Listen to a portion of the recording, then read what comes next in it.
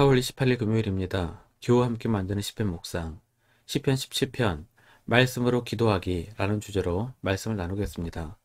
먼저 기도로 시작하십시오. 낭독을 들은 후 일리에 읽기 바랍니다.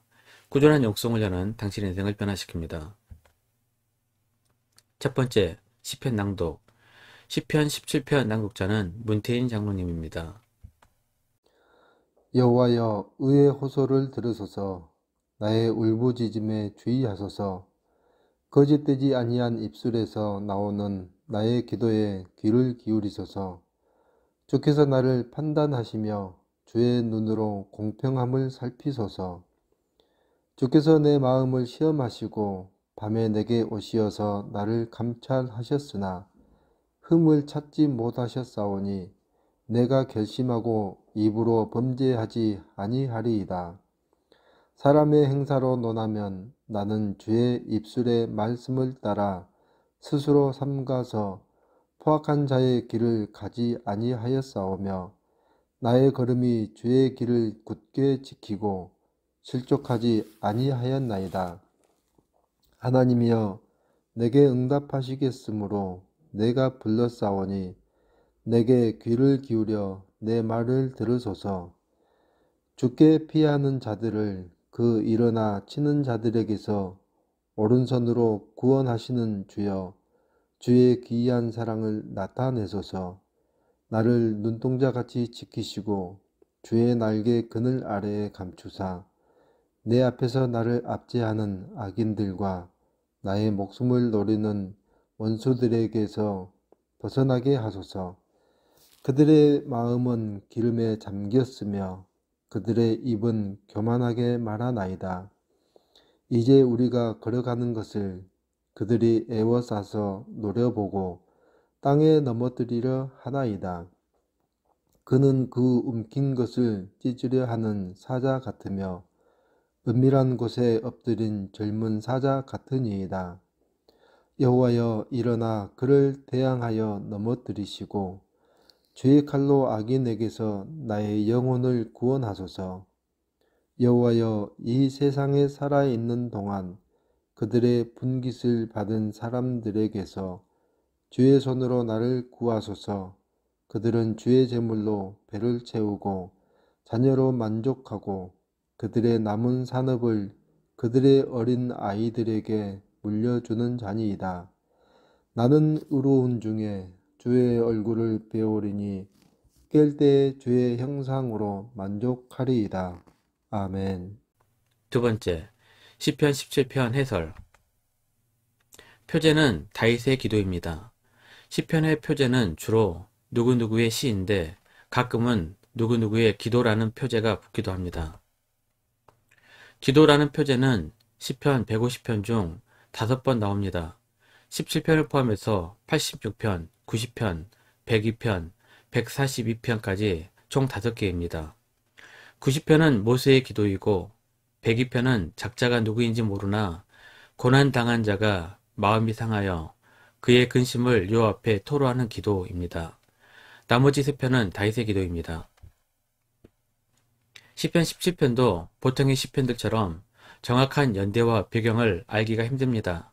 하지만 7절에서 9절의 내용으로 보아 다윗이 도망치고 있는 중 목숨의 위협을 받고 있을 때일 것입니다. 9절입니다. 내 앞에서 나를 압제하는 악인들과 나의 목숨을 노리는 원수들에게서 벗어나게 하소서. 정확하게는 알 수 없으나 사울왕에게서 도망치고 있는 중이거나 아들 압살롬의 반역으로 쫓기고 있는 중에 지은 시로 추정이 됩니다. 다윗은 분명 자기는 하나님 말씀에 따라 신실하게 사는데 왜 의인이 고통을 받는지 울부짖고 있습니다. 욥의 고난이 겹쳐집니다. 3절에서 5절입니다. 주께서 내 마음을 시험하시고 밤에 내게 오시어서 나를 감찰하셨으나 흠을 찾지 못하셨사오니 내가 결심하고 입으로 범죄하지 아니하리이다. 사람의 행사로 논하면 나는 주의 입술의 말씀을 따라 스스로 삼가서 포악한 자의 길을 가지 아니하였사오며 나의 걸음이 주의 길을 굳게 지키고 실족하지 아니하였나이다. 오늘 말씀도 어렵지 않습니다. 아름다운 시가 가득 차 있습니다. 계속해서 반복해서 읽어보시기를 바랍니다. 세 번째, 말씀으로 기도하기. 1절입니다. 여호와여 의의 호소를 들으소서. 나의 울부짖음에 주의하소서. 거짓되지 아니한 입술에서 나오는 나의 기도에 귀를 기울이소서. 시편을 읽다 보면 대부분의 시가 곧 기도이고 기도가 곧 시입니다. 다윗의 시는 다윗의 기도였고 하나님의 말씀이 되었습니다. 우리는 하나님의 말씀을 가지고 묵상하며 기도하게 됩니다. 가장 강력한 기도는 하나님의 말씀으로 기도하는 것입니다. 옛날 수도원에서 많이 사용했던 기도법으로 렉시오 디비나라고 불렸습니다. 기도하는데 하나님의 말씀이 없으면 그 기도가 공허하고 오류에 빠지게 된다는 것을 깨닫게 됩니다. 반면 말씀을 읽는데 묵상하지 않으면 메마르게 됩니다. 그래서 발전하게 된 기도가 말씀으로 기도하는 기도법 렉시오 디비나입니다. 예수님도 기도하는데 중언부언 하지 말라고 하셨습니다.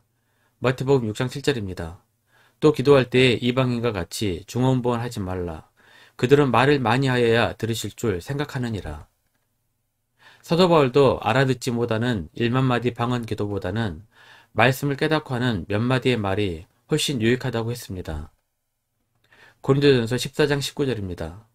그러나 교회에서 내가 남을 가르치기 위하여 깨달은 마음으로 5마디 말을 하는 것이 1만 마디 방언으로 말하는 것보다 나으니라. 다윗의 기도라는 표제는 우리에게 말씀으로 기도하게 합니다. 이러한 기도가 렉시오 디비나입니다. 기도 중 가장 강력한 기도로 수도원의 기도 운동에 붐을 일으켰습니다. 말씀을 붙들고 기도하는 것이 굉장히 우리의 기도를 유익하게 할 것입니다. 8절입니다. 나를 눈동자같이 지키시고 주의 날개 그늘 아래 감추사.